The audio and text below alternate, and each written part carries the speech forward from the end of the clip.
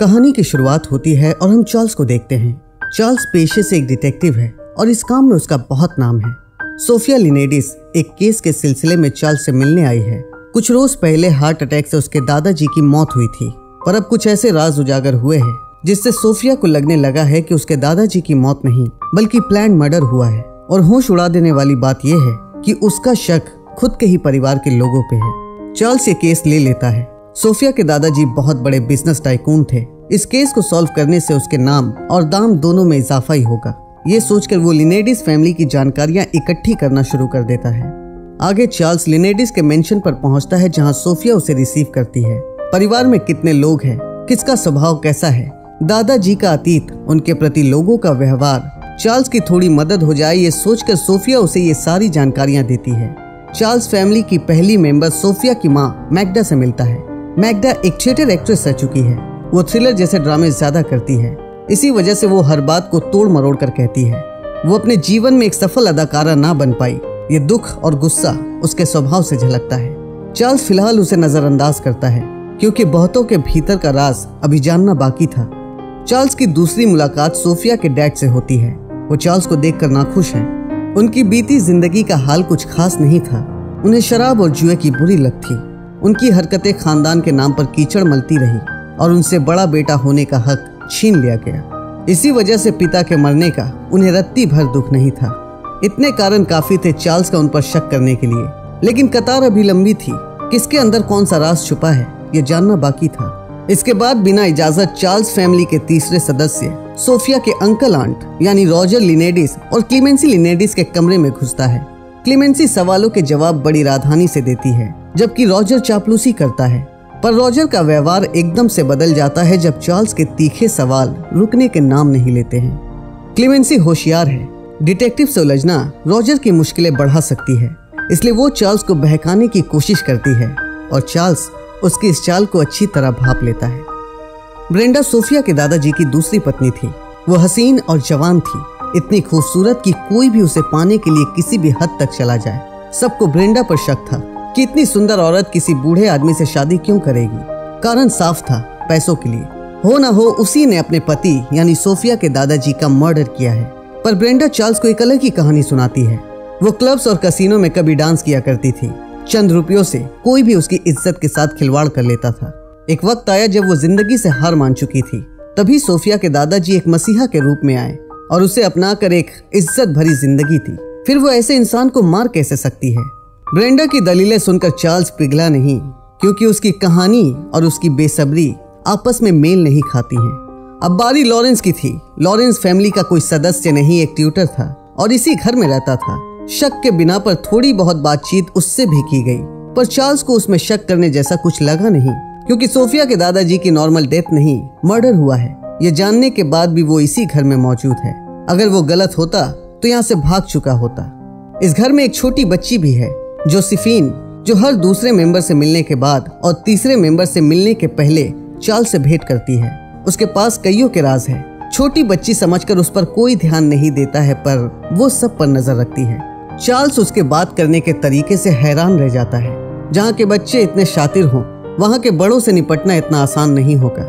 Charles उससे कुछ राज उगलवाना चाहता है, मगर जोसेफीन हर बार बात को बीच में काट कर चली जाती है। पूछताछ में पूरा दिन निकल जाता है। आगे की कार्यवाही कल पर टालकर चार्ल्स घर के लिए रवाना होता है, मगर बीच रास्ते में कोई दूसरी कार से उसे फॉलो कर रहा होता है। इस बात की भनक चार्ल्स को लगते ही वो कार दूर से ही अपना रास्ता बदल देती है, लेकिन जल्द ही चार्ल्स उस कार वाले के गिरेबान तक पहुंच जाता है। वो एक पुलिस वाला था जिसे चार्ल्स की सेफ्टी के लिए उसी के चीफ इंस्पेक्टर ने नियुक्त किया था। मामला काफी पेचीदा था। हर शख्स कातिल प्रतीत हो रहा था। चार्ल्स अगले दिन दोबारा लिनेडिस के मेंशन पहुंचता है। वो सोफिया को कागज के टुकड़े जलाते हुए पाता है। वो जब तक पहुंच पाता सारे पेपर्स जल चुके थे। ये लाजमी था कि चार्ल्स की नजरें अब सोफिया पर भी गड़ चुकी थी। सोफिया उसके शक के दायरे में आ गई थी। उसी रोज चार्ल्स की कार भी बिगड़ जाती है और मजबूरन उसे मेंशन में रुकना पड़ता है। झूठी एकता का दिखावा करने के लिए पूरी फैमिली एक साथ डिनर करने बैठती है, पर दिखावे का अंजाम उल्टा हो जाता है। सब एक दूसरे पर ताने कसने लगते हैं, इल्जाम लगाने लगते हैं।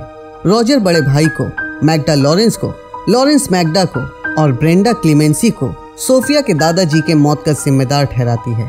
उनके आपस के झगड़े में चार्ल्स की आंखें एक एक को पढ़ने और असली कातिल को ढूंढने में लगी रहती है। डिनर के बाद चार्ल्स गहरी चिंता में डूबा था कि तभी ब्रेंडा सबसे नजरें बचाते हुए उससे मिलने आती है।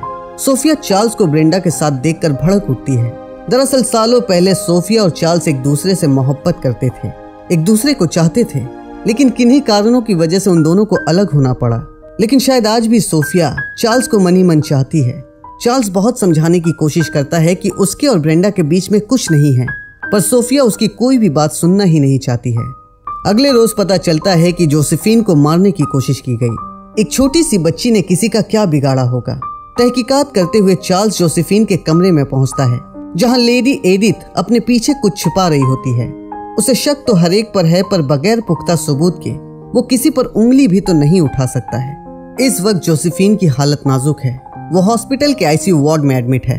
चार्ल्स तहकीकात में अपने चीफ इंस्पेक्टर की मदद लेता है और देर सवेर कातिल का पता लग जाता है। घर के रूफटॉप पर कुछ लेटर्स मिले, जिससे साफ पता चल रहा था कि ब्रेंडा और लॉरेंस हमेशा से मिले हुए थे। ब्रेंडा लॉरेंस को चाहती थी, पर पति के होते ये मुमकिन नहीं था, इसलिए दवा में हेरफेर करके उसने अपने पति यानी सोफिया के दादाजी की हत्या कर दी। आगे पता लगता है कि सारी जायदाद सोफिया के नाम पर कर दी गई थी। ब्रेंडा आखिरी वक्त तक चीख चीख कर कहती रही कि वो लॉरेंस को चाहती तो है, पर उसने किसी का खून नहीं किया। केस लगभग सॉल्व हो चुका था, पर चार्ल्स अब भी गहरी चिंता में डूबा था। ये सोचकर कि ब्रेंडा और लॉरेंस को फंसाने के लिए कोई दूसरा भी तो वो खत लिख सकता है। लॉरेंस और ब्रेंडा सलाखों के पीछे थे और चार्ल्स बेचैन, ये सोचकर कि उससे कोई गलती तो नहीं हुई। जोसेफीन घर लौट आई है। वो पहले से स्वस्थ है, साथ ही निराश भी, क्योंकि उसकी डायरी कहीं खो गई है जो उसे मिल नहीं रही, जिसमें वो अपने दिल की बात लिखती है। एक घटना से चार्ल्स को यकीन हो जाता है कि लॉरेंस और ब्रेंडा बेगुनाह है, क्योंकि एक खून और हुआ था, घर की नौकरानी का। यकीनन वो खत ब्रेंडा और लॉरेंस को फंसाने की एक चाल थी। इसी बीच क्लीमेंसी और रॉजर मौका पाकर निकलने के बारे में सोचते हैं, लेकिन चार्ल्स ये बोलकर उनके मंसूबों को नाकाम कर देता है कि जब तक असली कातिल नहीं पकड़ा जाता वो कहीं नहीं जा सकते हैं। चार्ल्स जोसेफीन से मिलता है। वो जानता है कि जोसेफीन कईयों के राज जानती है। इस केस को सुलझाने में अब वही मदद कर सकती है। जोसेफीन ने चार्ल्स को सही ठहराया। वो अपने मुंह से बताती है कि असली कातिल कौन है, उसे पहले से पता है। नौकरानी को भी उसी ने मारा, पर वो कातिल के बारे में चार्ल्स या पुलिस को नहीं बताएगी, क्योंकि अब किलर किसे मारेगा वो ये देखना चाहती है। दूर से शांत रहकर एडिथ सारी बातें सुनती है। चार्ल्स सच उगलवा ले, उससे पहले एडिथ जोसेफीन को लेकर दूर निकल जाती है। सुराग ढूंढने के दौरान चार्ल्स को जोसेफीन की खोई हुई डायरी मिलती है और एक खत जिसमें लेडी एडिथ ने कबूल किया है कि वही कातिल है। ये जानकर सोफिया के हाथ पैर ठंडे पड़ जाते हैं, क्योंकि एडिथ जोसेफीन को कार में बिठाकर कहीं बाहर ले गई है। जोसेफीन की जान खतरे में है। सोफिया को लेकर चार्ल्स उसे बचाने एडिथ के पीछे जाता है। जोसेफीन एडिथ उसे कहाँ ले जा रही है पूछती है। जोसेफीन को बैले डांस बहुत पसंद है, ये बात एडिथ जानती है। वो बताती है कि वो उसे बैले क्लासेस के लिए ले जा रही है। रास्ते में सोफिया डायरी पढ़ती है।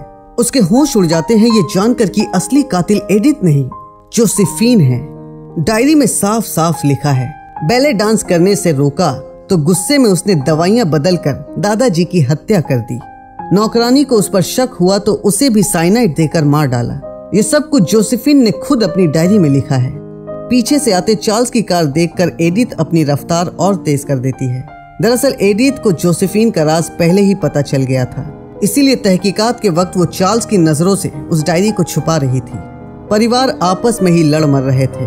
ऐसे में जोसेफीन का सच दुनिया के सामने आया तो बरसों में बनी लिनेडिस खानदान का नाम, इज्जत, रुतबा सब बर्बाद हो जाएगा और नादान जोसेफीन को तमाम उम्र धुतकार और अत्याचार सहना पड़ेगा। इसलिए एडिथ ने खत में सारे गुनाहों का जिम्मा अपने सर ले लिया और जोसेफीन के साथ अपनी गाड़ी खाई में कुदाकर इस किस्से को यहीं खत्म कर दिया। खानदान और परिवार की इज्जत बरकरार रहे, इसके लिए एडिथ ने खुद को कुर्बान कर दिया। उसके इतने बड़े बलिदान का कर्ज सोफिया कभी नहीं चुका पाएगी, पर शायद इस कहानी का अंत ऐसा ही होना था। एक्सप्लेन पसंद आया हो तो वीडियो को लाइक करके चैनल को सब्सक्राइब कीजिए और बेल आइकन दबाइए ताकि आने वाले वीडियोस के नोटिफिकेशंस आपको मिलते रहें। Till then, good bye.